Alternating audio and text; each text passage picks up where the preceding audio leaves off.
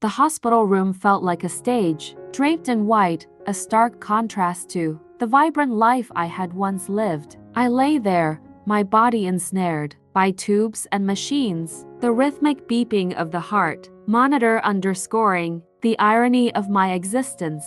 It was a cruel joke, this sanctuary of healing turned into a prison of my own despair. The day I entered those sterile walls, I had clung to the fleeting hope that it was merely a momentary detour, a pause in the grand performance of my life. Little did I know, the real drama was unfolding just beyond my reach. "I'm so sorry to hear about your husband," a nurse said, her voice a soft whisper that cut through the antiseptic air. She adjusted the for, her gaze lingering on my face, pity etched in her kind features. "I read he filed for divorce and sold your house." The words struck me like a thunderclap, shattering my fragile reality. I could feel the color drain from my cheeks as I grappled with the enormity of her statement. Divorce, sold, house. Each word landed with a thud, reverberating through my mind. How could he do this? How could he dismantle our lives while I lay here, powerless? In those early days of my hospitalization,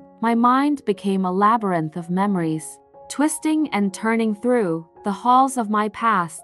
I saw us standing beneath the grand oak tree in our yard, sunlight dappling our faces, laughter dancing between us, like fireflies on a summer evening. That was before the cracks had begun to show, before love morphed into something foreign and unrecognizable. As I drifted between sleep and wakefulness, the images flickered like an old film reel, each frame taunting me with the life I had built. Late-night conversations turned into cold silences, and the warmth of his touch had been replaced by a growing distance. I had chosen to ignore the signs, believing that love, once forged, could withstand the trials of time. Yet here I was, stripped of that belief, the bitter taste of betrayal filling my mouth. Days turned into weeks, and the hospital room transformed into a mausoleum of my former life. Each visitor brought a bouquet of condolences, their eyes filled with pity as they navigated the minefield of my shattered reality. But beneath their well-meaning words lay a stark truth. I had been left behind, a ghost in my own story. One evening, as the sun dipped below the horizon,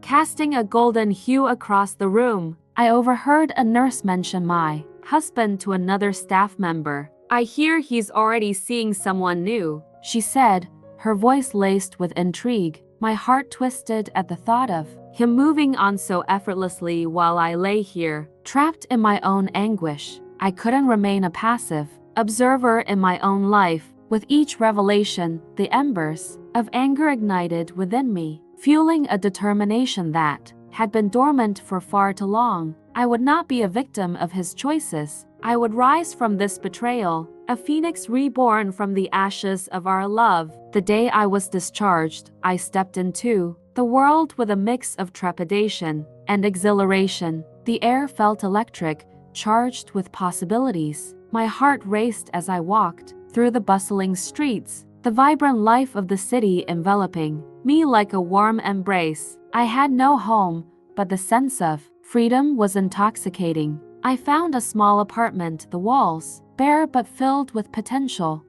I decorated it with remnants of my past, a beloved painting, a stack of novels that had once provided solace. I would carve out a space that was unapologetically mine, a sanctuary where I could rebuild. In the cafe down the street, I began to write. Each stroke of my pen was a catharsis, unraveling the threads of pain and weaving them into a narrative of resilience. The world around me faded into a blur as I poured my heart onto the pages, my story transforming from one of despair to one of empowerment. But just as I began to find my footing, the whispers of my past crept back into my life. One evening, as I sat in the cafe, I overheard a conversation that sent chills down my spine. A couple at the next table discussed a charity gala, a high society affair that my husband was reportedly attending with his new girlfriend. Heart pounding,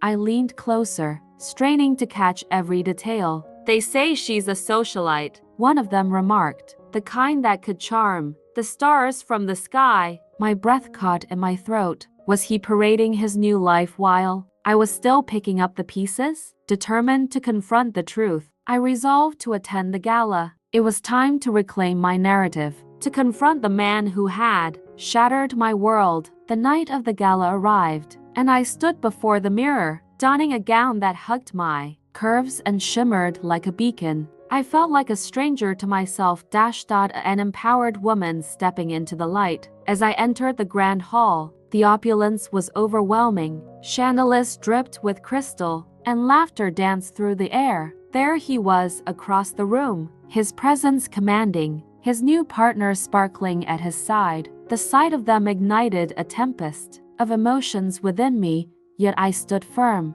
I had come to reclaim my story, to confront the man who had left me in the shadows. As I approached, the air grew thick with tension. His eyes widened in shock as they met mine, and for a fleeting moment, the world around us faded away. You shouldn't have come, he said, a mix of surprise and guilt flickering in his expression. I had to, I replied, my voice steady. You sold our life, but you can't erase my existence. I'm still here, and I refuse to be invisible. In that moment, as the weight of his choices crashed down upon us, I felt an exhilarating sense of liberation. I was no longer the fragile woman, confined to a hospital bed. I was strong, resilient, and ready to embrace my future. Weeks turned into months, and I thrived in my newfound independence.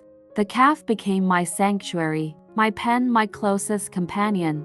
I filled pages with the story of my transformation, weaving tales of strength and redemption, of shadows giving way to light. Looking back, I understood that life unfolds in unexpected ways. Betrayal can fracture even the strongest bonds, but it also reveals the depth of our resilience. As I sat in my apartment, the sunlight pouring in through the windows, I knew that the path ahead was mine to forge. I had learned to navigate the shadows of my heart, embracing both the pain and the beauty of my journey. With each word I wrote, I reclaimed my voice, ready to face whatever came next, with an open heart and an unyielding spirit. And so, in the twilight of a new beginning, I stepped into the world with renewed purpose, embracing the possibility of love, laughter, and a future that was unmistakably my own.